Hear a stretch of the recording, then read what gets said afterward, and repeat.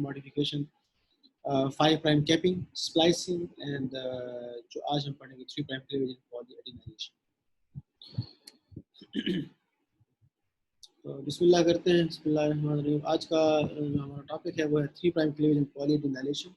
So in the sequence is the third and the last post-transcriptional modification, that change which occur after the transcription, after the synthesis of the messenger RNA. But this kind of processing or modification is coupled with transcription termination and then the modification. पहले की जो दो हम modifications पढ़ चुके हैं, processing पढ़ चुके हैं RNA की, that was independent modification process, independent modification process. लेकिन आज की जो हम मॉडिफिकेशन का प्रोसेस हम पढ़ने जा रहे हैं, 3 prime cleavage and polyadenylation, this processing और modification mechanism is coupled with transcription termination process. पहले ट्रांसक्रिप्शन की टर्मिनेशन होती है, इसीलिए अगर इस पूरी टर्मिनोलॉजी को अगर आप देखें तो इसमें 3 प्राइम क्लीवेज से मुराद यही है कि पहले क्लीवेज हो, एक कट प्रोड्यूस हो, और तो वो कट मीन्स के ट्रांसक्रिप्शन टर्मिनेट हो जाए एंड देन उसी कट पे प्रोड्यूस फ्री 3 प्राइम एंड के साथ एक पॉली ए की टेल ऐड हो, सेवरल ए रेसिड्यूज के साथ ऐड हो। So that's the theme of the whole story.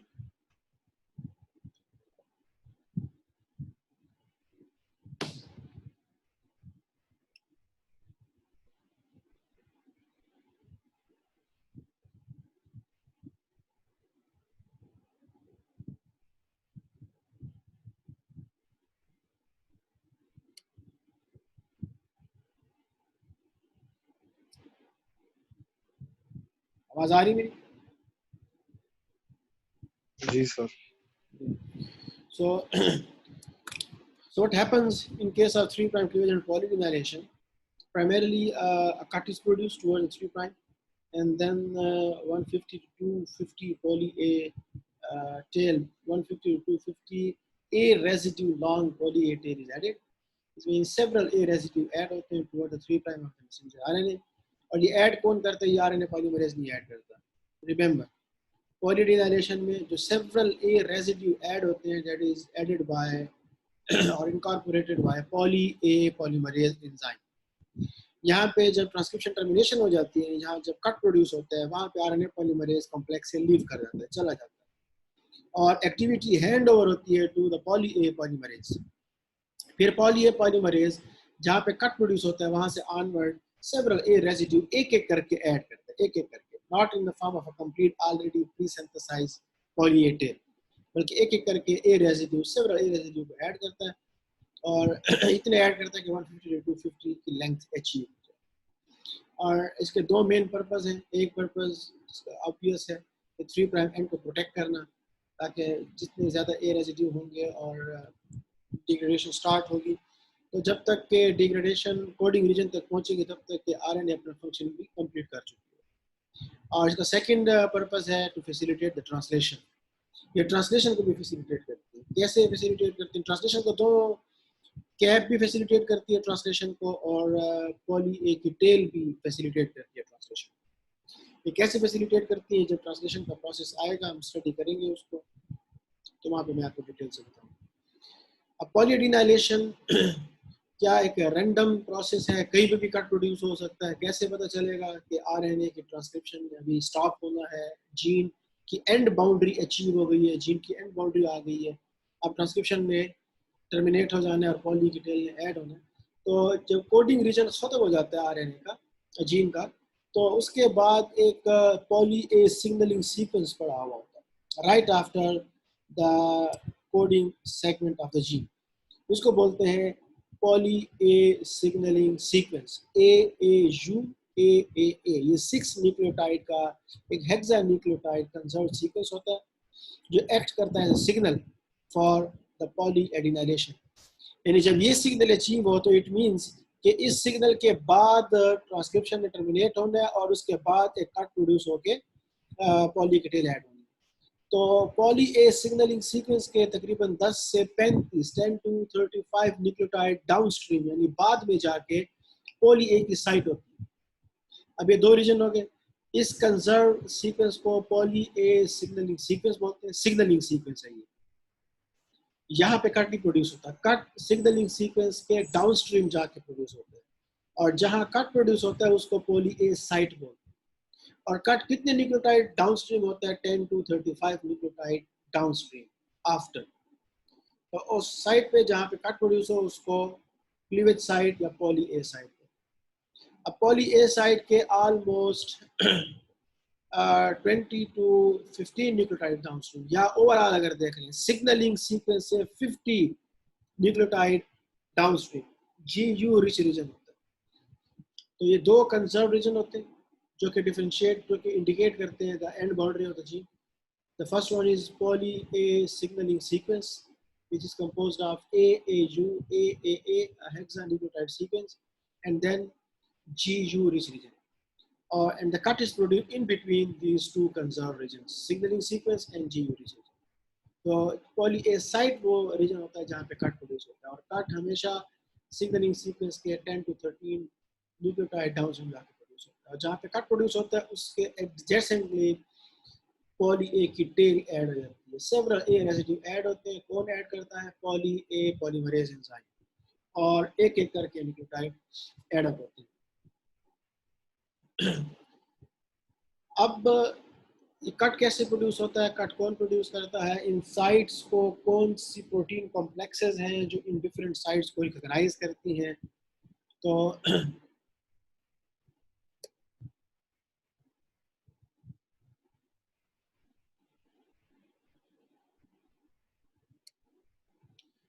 So the first conserved site poly A signaling sequence, इसको poly A signal बोलते हैं। poly A signal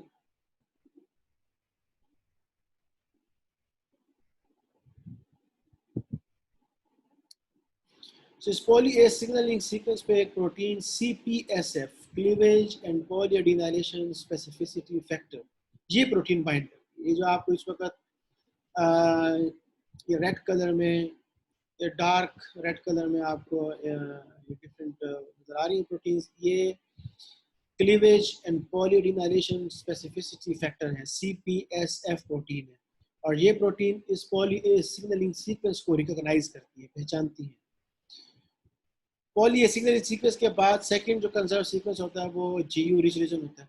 इस GU rich region को cleavage stimulatory factor CSTF, cleavage stimulatory factor, ये protein bind करती है। अब दो इंपॉर्टेंट प्रोटीन्स हैं जो इन दोनों साइट्स को रिकॉग्नाइज करती है। The first sight poly A signaling sequence is recognized by cleavage and polyadenylation specificity factor, ये फर्स्ट लिखा हुआ है in the sequence. The second conserved sequence GU rich region is recognized by cleavage stimulatory factor CSTF. फिर इन दो की आपस में interaction होती है। जब इनकी आपस में इंटरेक्शन होती है तो लाजमी सी बात है जो प्रोटीन जो GU rich region पे अटैच है और वो प्रोटीन जो पॉली ए सिग्नलिंग सीक्वेंस पे अटैच है, ये आपस में जब कनेक्ट होंगी due to their very strong interaction affinity, तो आरएनए की चेन यू टर्न हो जाएगी और अपने टेम्पलेट से डिटैच हो जाएगी। तो जब ये टर्न हो जाएगी अपने टेम्पलेट से, ये डिटैच हो जाएगी, तो as a result transcription automatically terminate हो जाएगी। और यही इसका पहला पर्पस है कि ट्रांसक्रिप्शन को पहले टर्मिनेट करना। तो जो ही cleavage stimulatory factor cleavage and polyadenylation specificity factor से इंटरेक्ट करेगी, ये आरएनए, क्योंकि ये इस आरएनए की चेन के ऊपर अटैच होती है प्रोटीन, तो जैसे ही इससे इंटरेक्ट करेगी, अगर आप देखें ये लूप इसका बन गया, तो ये लूप बनने की वजह से आरएनए की चेन डीएनए के टेम्पलेट से डिटैच हो जाएगी। तो चूंकि ट्रांसक्रिप्शन का प्रोसेस कॉम्प्लीमेंटेरिटी के बेस के ऊपर होता है, टेम्पलेट आरएनए के साथ रहेगा नहीं, तो चूंकि टेम्पलेट नहीं रहेगा तो ट्रांसक्रिप्शन भी टर्मिनेट हो जाएगी और आरएनए पॉलीमरेज यहाँ से आगे खुद ही कॉम्प्लेक्स से लीव कर जाएगा। अब क्लीवेज स्टिमुलेटरी फैक्टर और cleavage and polyadenylation specificity factor, इन दो प्रोटीन की इंटरेक्शन को स्ट्रॉन्ग करने के लिए CF1 एंड CF2, ये दो प्रोटीन्स हैं, इनको cleavage factor 1 and cleavage factor 2 बोलते हैं। ये आके बाइंड कर जाती है। इनके बाइंड करने के बाद एंड पे PAP, poly A polymerase enzyme, ये एंजाइम आता है।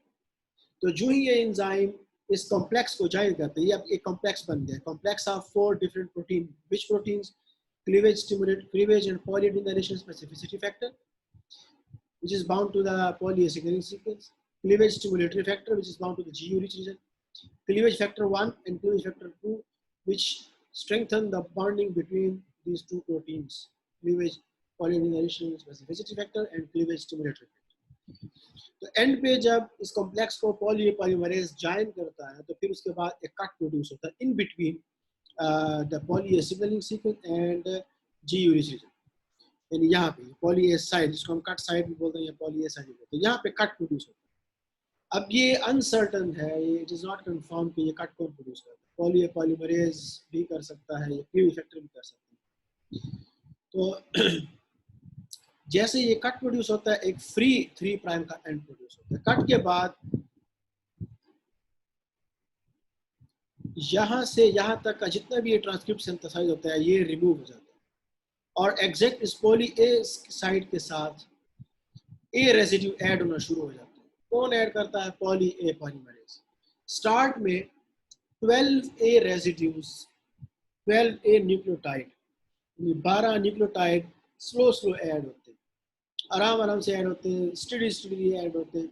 और जैसे ही एक 12 न्यूक्लियोटाइड की 12 एडिनाइलिक एसिड रेसिड्यू की एक चेन सिंथेसाइज हो जाती है, तो उस पे PABP2, poly A binding protein 2, poly A binding protein 2, ये इस पॉली ए की टेल को बाइंड कर जाते हैं। इसके दो पर्पस है। इसका पहला purpose to protect the tail, tail को प्रोटेक्ट करना फ्रॉम द डिग्रेडेशन, और इसका दूसरा पर्पस है पॉली ए पॉलीमरेज की एक्टिविटी को इनहेंस करना। क्योंकि स्टार्ट में 12 न्यूक्लियोटाइड स्लो ऐड होते हैं, और वो स्लो इसलिए होते हैं क्योंकि पॉली ए पॉलीमरेज की एक्टिविटी अरेस्टेड होती है, स्लो होती है। तो जो ही पॉली ए बाइंडिंग प्रोटीन 2 उस synthesized 12 nucleotide poly A tail के साथ जब ऐड हो जाती है, तो इसके दो purpose, the first purpose is to protect the tail and the second purpose is to facilitate or enhance the activity of the poly A polymerase enzyme. तो जैसे इसकी एक्टिविटी enhance हो जाती है, अब ये rapidly A रेजिड्यू को add करना शुरू कर देता है, और इतने A रेजिड्यू ऐड करता है कि 150 to 250 की टेल ऐड अप हो जाती है। तो this was all about today's lecture. Question हो तो पूछिए।